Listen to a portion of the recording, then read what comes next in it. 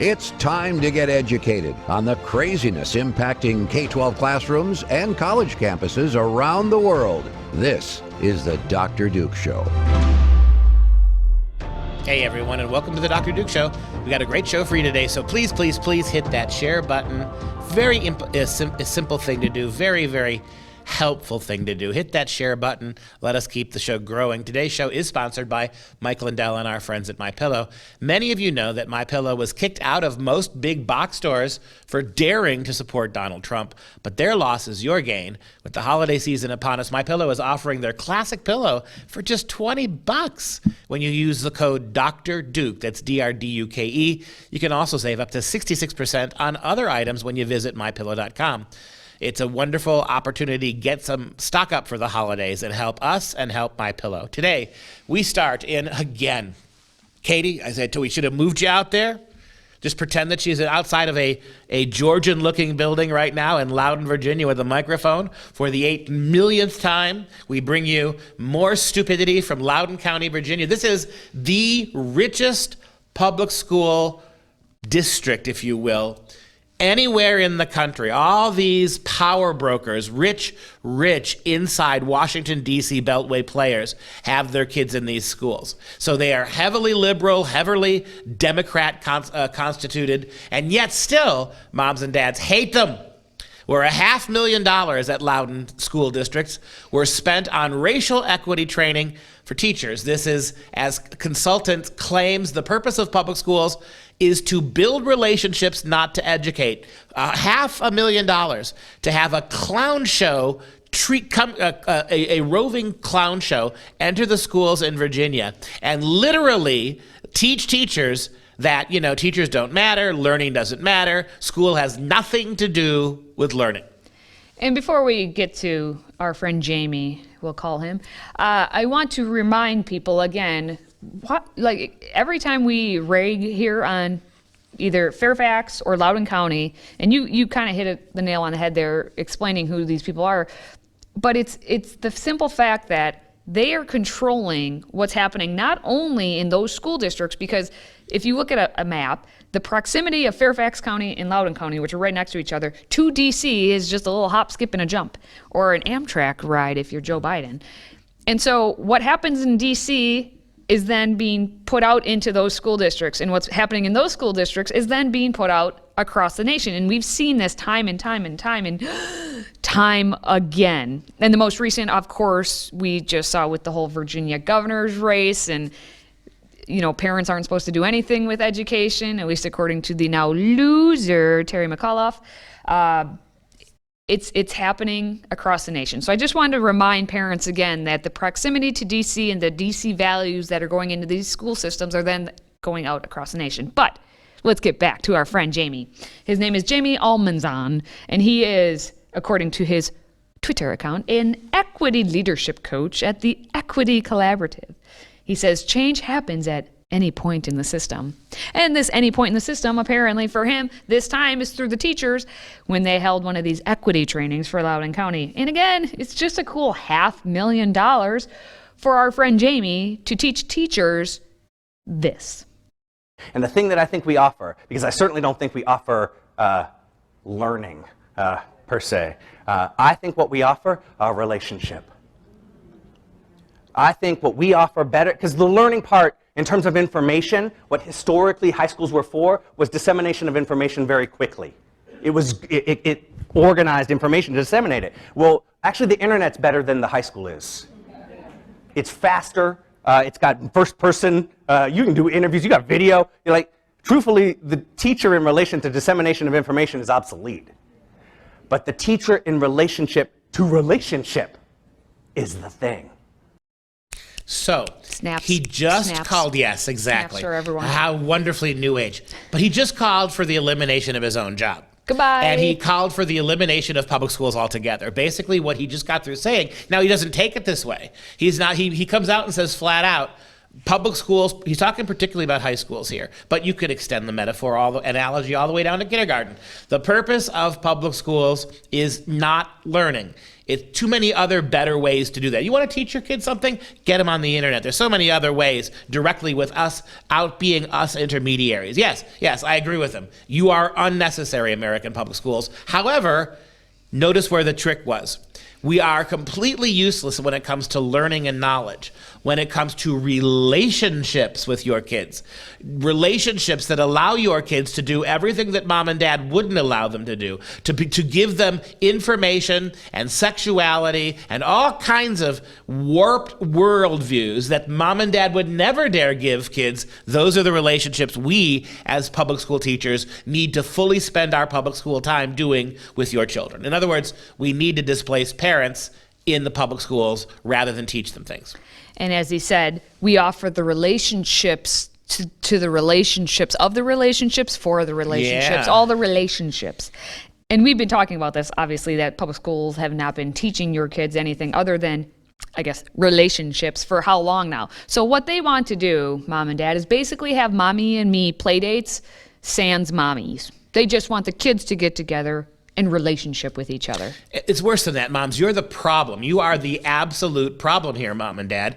You get in the way of these relationships. These relationships are about adults, publicly educated, four-year degree holding high school teachers with no particular sociological background, who have no psychological insight, who have never been trained as psychiatrists. They're certainly not doctors. They're certainly not counselors or priests or ministers. These people, four-year goofy education degrees, replacing you, mom and dad, and everything that you don't want happening. Everything that, mom, you don't want your kids to be sexualized, mom. You don't want your kid to be politicized. You don't want your kid to be challenging his own gender. You don't want any of that stuff. That's what we're going to do because you won't do it, mom. And we have a clip that shows that. Adults, to change adults, sometimes I wonder whether it's even worth it.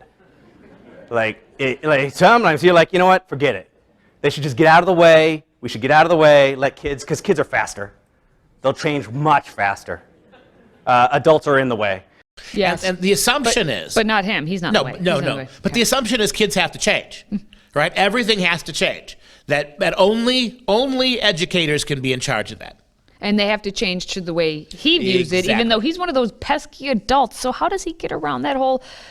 I'm an adult. Maybe he identifies as a child, so then a child can change a child through the relationships of the relationships that they have. What makes you think he identifies as? Is it the Pee Wee Herman haircut? Is it the goofy bow tie? I mean, there's 1,000. And mom and dad, if this doesn't blow the lid off your anger, your taxpayer dollars are going to keep people like this. $500,000 for this kind of training for teachers to basically conclude not only is it okay that we teach your kids nothing, no math, no learning, no science, no writing, no reading. No, not only is that only okay, but you're acting in a virtuous way by keeping our kids illiterate and befriending them in relationship terms. Would you want...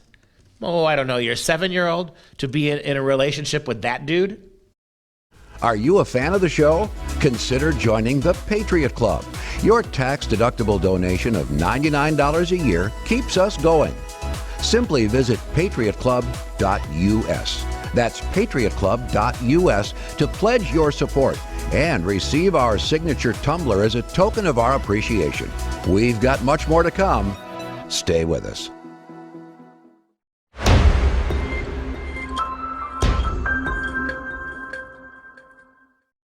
Yes, okay. Oh, hi.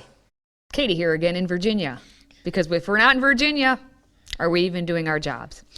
We're going to stay in Virginia because it's always in Virginia, but hey, it is not Loudoun and it is not Fairfax counties, so I guess that's why we have something positive to say. Yes. We have a school board that's in Fredericksburg, and specifically the Spotsylvania. I did look it up. It's Spotsylvania County School Board. Is that Dracula's home to Dracula's dog? I don't know. Virginia, you tell us. Is That's where Dracula's dog lives. Spot lived in Spotsylvania. Spotsylvania School Board. They have ordered their school libraries in the district to begin removing books containing sexually explicit material from their shelves and to report the number of books that are removed at a special meeting so that everyone is aware of when they're cleaning the riffraff out. So it was all because a single parent, see, one parent, it just takes one, drew some attention to this. The parent notified the board that certain books were available through a digital app for the Riverbend High School Library.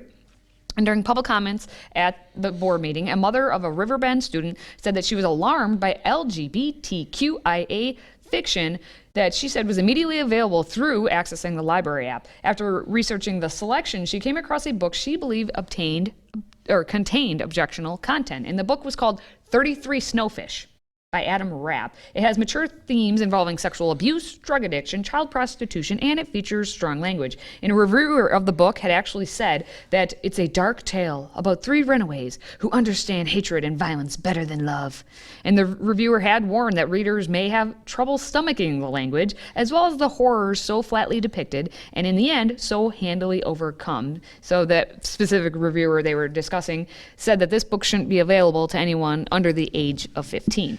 And so the board took a look at that example and found other examples. So they voted unanimously to pull the book and the sexually explicit books from the libraries, and they actually want that report on the process of going through it. Which, what? Are they trying to actually have transparency? Like they want to know what's going on, and then if it's revealed at a board meeting, that means mom and dad, you'll actually know what's happening?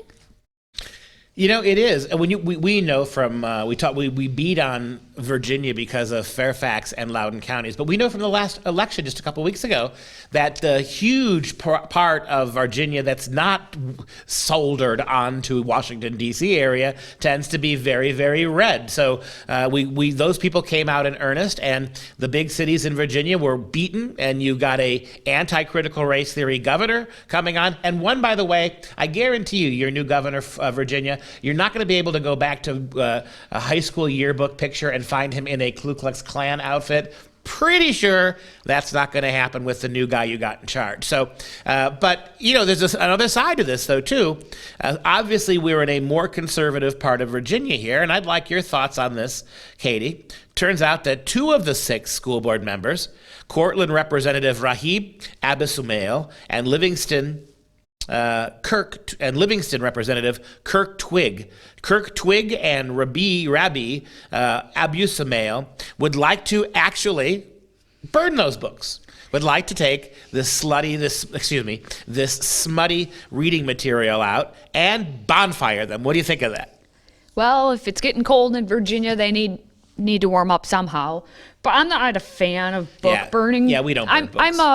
I'm a librarian's kid, so that also just any book. To consider burning it hurts my little heart.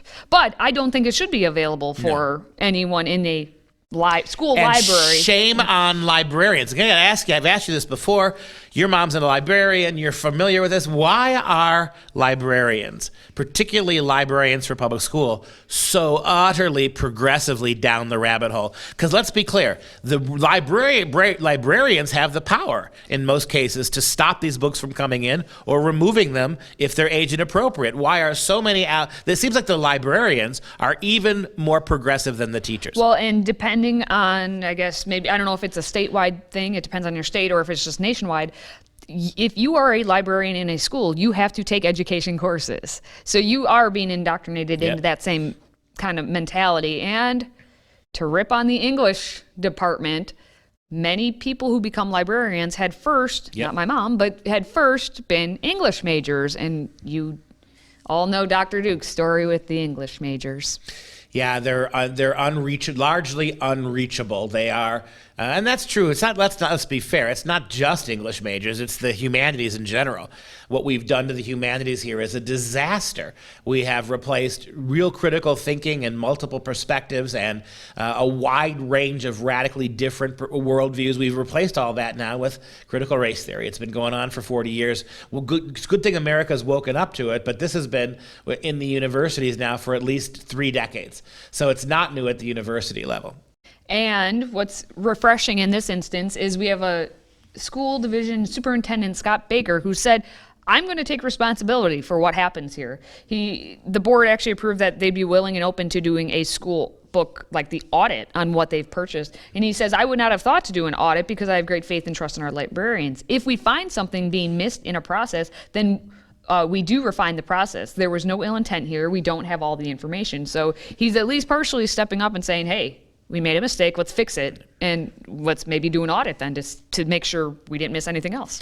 Don't tar this wonderful way that you've pulled out these offending books and you've removed them from kids' sight. You've done a great job here. Let's not wander down the path of book burning, because that just gives the idiot left more reasons to ignore the moral message you just sent them and focus on the way you go about it. Today's show is sponsored by Clean Start Hand Sanitizer. For an odor-free foam hand sanitizer that lasts 2 hours and provides 19 refills, visit freedomproject.com/clean.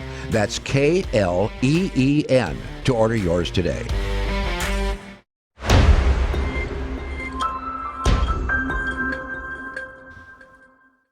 Mom and Dad, I'm sure you love your children. At least I would hope so. And you want your children to be able to read. And if they can read, you want them to be able to read good things, not, 33 Snowfish or whatever that book was called. You want quality. And we have quality coming your way in the form of a new children's book series that we'll be launching, and it's called Heroes of Liberty. Now, each book is focusing on an individual who's considered to be a hero of liberty. And so far, there have been 3 books announced for this series. We have Ronald Reagan, Thomas Sowell, and Amy Coney Barrett. Now, the publishers of the series describe the books as being written in an engaging format and filled with breathtaking artwork, focusing on the life story and achievements of Americans who are heroes of liberty. Now, what's going to happen is they're going to have a new book that's going to release each month, and some of the upcoming books they've already announced: John Wayne, who Dr. Duke's pretty stoked about, I'm sure, Margaret Thatcher, Mark Twain, Douglas MacArthur, Alexander Hamilton, Rush Limbaugh, and there's going to be more, so stay tuned for that. The publishers say the goal is to provide parents who are concerned with the increasingly leftist indoctrination and wokeness that have taken over our educational institutions with a wholesome, patriotic alternative to read with their children. Excellent. More of these books, less books about we just saw in being removed from Spotsylvania classrooms. How about more books like this, where real people with real sane and sober worldviews? And the thing is, it's the people are saying they want this. It's not just 1 or 2 people being like, oh yeah, well, we should have a new book series, and oh, it should be about, all these different conservative type people. That's not it at all. A Rasmussen poll of conservative and moderate parents, so it's not just those, far-right people that they always claim to be, they show that 52% of them are afraid of their children or their grandchildren being exposed to inappropriate material in public schools. 44% of them say they were afraid of the content their children might encounter when reading contemporary children's books, and 52% said they want children's books to be more patriotic, while another 58% said they want children's books to reflect more conservative values. So you're talking about, on all 3 out of the 4, over half of the people said, hey, can we get some quality books? And the publishers admit that this is not replacing the good classic literature. Like, it's not replacing that. But, a little updated, a little something new, a little something spicy. Let's talk about some of the modern figures who are current and present that the kids can relate to a little bit.